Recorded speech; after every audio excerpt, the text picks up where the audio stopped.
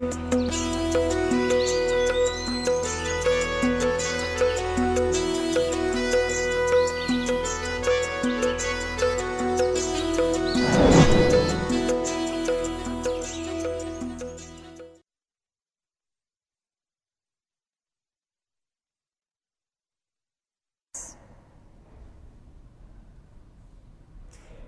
మూడో విడత పంచాయతీ ఎన్నికలు మధ్యాహ్నం వరకు ఓటింగ్ అనంతరం లెక్కింపు.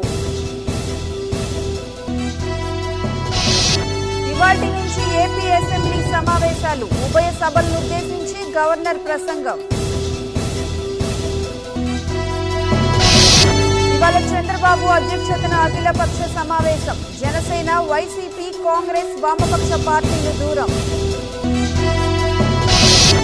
మొక్కుబడి సమావేశాలకు జనసేన దూరం. చంద్రబాబుకు పవన్ బహిరంగ లేఖ.